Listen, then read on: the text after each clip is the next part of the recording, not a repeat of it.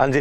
तो हम यूरोपियन कंपनियां पढ़ रहे थे कि भारत में कैसे कैसे आई और कैसे एस्टेब्लिश हुई। हमने पढ़ा कि सबसे पहले पुर्तगाली आए थे, फिर डच आए थे, फिर अंग्रेज आए, फिर डेनिश आए, फिर फ्रेंच आए, फिर स्वीडिश आए। हम पुर्तगालियों की बात कर रहे थे कि बार्थोलोम्यू डियाज ने 1487 में केप ऑफ गुड होप की खोज की। 1498 में Vasco D gamma Calicut port पे आया आपने, और कालीकट के राजा जमोरिन ने उसका वेलकम किया, अरबों ने उसका विरोध किया, उसे अपने यहाँ के बिजनेस में 60 टाइम्स प्रॉफिट हुआ। Pedro Alvarez Cabral second Portuguese explorer था। 1503 में कोचीन में फर्स्ट फैक्ट्री लगाई उन जीरो ने। 1505 में फ्रांसिस्को डी अल्मेडा उनका फर्स्ट गवर्नर था। 1509 में अल्फांसो डी अल्बुकर्क उनका सेकंड गवर्नर था, जिसे हम the real founder of Portuguese empire in India कहते हैं। पोर्तुगीज एम्पायर जो इंडिया में उनका था उसको हम एस्तादो डी इंडिया कहते हैं। उसने आपके 1510 में गोवा जीत लिया था। नीनो डी कुना 1530 में इसे राजधानी बना देता है। पोर्तुगीज भारत में ढंग से स्टेब्लिश नहीं हो पाए, स्टेबिलिटी प्राप्त नहीं कर पाए। क्यों? क्योंकि उन लोगों को ब्राजील में सोने की खाने मिल गई थी, अरबों ने उनका विरोध किया था, उनकी धार्मिक असहिष्णुता की वजह से हम विरोध कर रहे थे।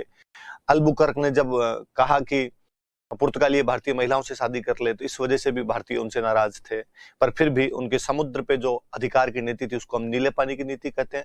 समुद्र में किसी भी गतिविधि के लिए परमिशन लेटर को कार्ड कहते थे। वो समुद्र में जहाजों को अपने जहाजों के साथ भेजते, सुरक्षा देते, इसको आर्माडा कहते। वो मक्का, तंबाकू, आलू, मिर्च की खेती लेके आए, बड़े जहाज लेके आए। 1556 में गोवा में प्रिंटिंग प्रेस लगाई।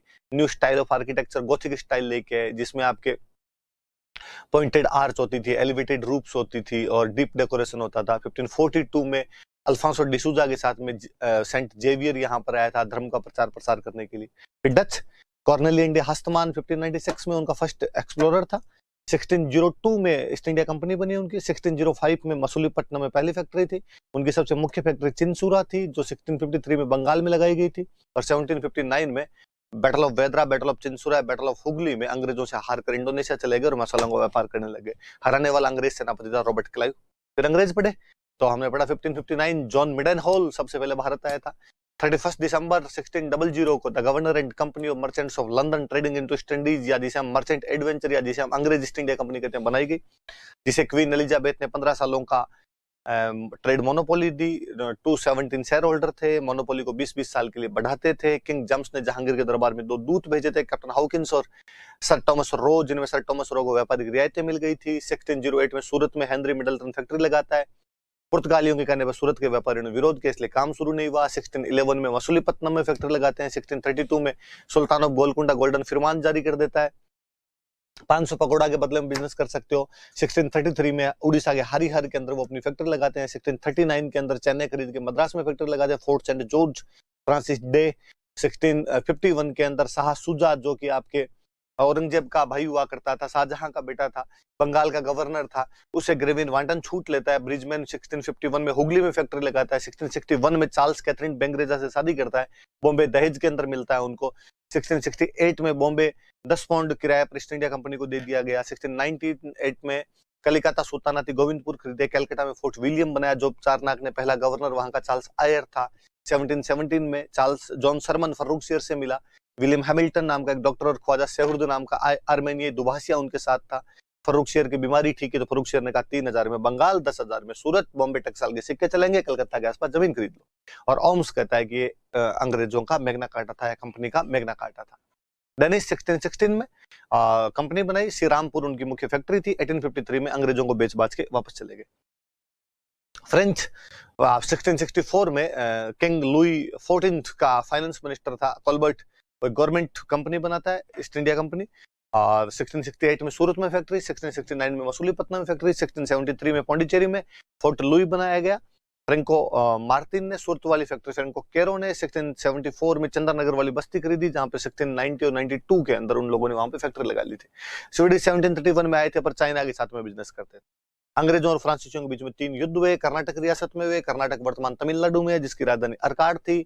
पहले युद्ध का कारण ऑस्ट्रिया का सक्सेशन स्ट्रगल था। बार्नेट अंग्रेजों का कप्तान था, फ्रांसीसियों के जहाज पकड़ता है। डुप्ले फ्रांसीसियों का गवर्नर था। मॉरिशस से ला बुर्दने को बुलाता है, दोनों मिलकर मद्रास को घेर लेते हैं। एक्सलास आपेल की संधि द्वारा युद्ध खत्म होता है। लेकिन इसी बीच डुप्ले और कर्नाटक के नवाब अनूरुद्दीन के बीच में सेंट टोमे का युद्ध हुआ। अनूरुद्दीन का सेनापति महफूज खान था, 10,000 फौजियों के साथ आया। इधर आपके पैराडाइज फ्रांसीसियों का सेनापति था, 930 के साथ आया, इनको हरा देता है। Second Anglo Maratha war, Karnataka और हैदराबाद रियासतों के चल रहे आपसी संघर्ष के कारण अंग्रेज फ्रांसीसी आमने सामने आ जाते हैं। कर्नाटक में अनवरुद्दीन और चांदा साहिब लड़ रहे थे, हैदराबाद में नासिर जंग और मुजफ्फर जंग लड़ रहे थे। अनवरुद्दीन और नासिर जंग अंग्रेजों की तरफ थे, चांदा साहिब और मुजफ्फर जंग फ्रांसीसियों की तरफ थे। अंबूर के युद्ध में अनवरुद्दीन मारा गया, थोड़े दिन बाद नासिर जंग मारा गया। मुजफ्फर जंग को नवाब बना दिया गया हैदराबाद का, उसने कृष्णा नदी का दक्षिण भाग इनको डुप्ले को दे दिया और बुशी के नेतृत्व में एक टुकड़ी वहां पर छोड़ दी गई। रॉबर्ट क्लाइव जो अंग्रेजों का सेनापति था, अपने 210 सैनिकों के साथ अरकाड जीत लेता है। स्थितियां पलटी, एंटी क्लाइमेक्स आया और डुप्ले को हटा के गोडेहू को भेजा, गोडेहू पांडिचेरी की संधि कर लेता है। थर्ड एंग्लो मराठा वॉर, तो ये आपके कनाडा पर अधिकार करने के लिए इंग्लैंड फ्रांस लड़ रहे थे, इस वजह से यहाँ पर हो गया। बैटल ऑफ वाडिवास 1760, अंग्रेजों की तरफ से आयरकूट, फ्रांसीसियों की तरफ से लालीबुसी।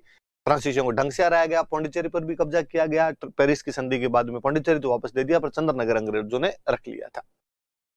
हालांकि पौंडीचेरी एक बार पहले डचों ने भी जीत लिया था, पर 1693 में रिजविक समझौते में डचों ने भी इनको वापस दे दिया था। और फोर्ट सेंट डेविड नाम के पौंडीचेरी के पास में बस्ती थी, जो कि अंग्रेजों की बस्ती थी। इतना पढ़ा है हमने, देख लो, हमने 3 क्लास लगाई होगी ये सब पढ़ने में, और रिविजन हुआ है 5 मिनट या 5-7 मिनट लगे होंगे। तो आप भी घर पे जब पढ़ो तो इन चीजों को ढंग से याद किया करें, डेली रिवीजन किया करें इनका, ताकि चीजें स्थायी याद हो सके।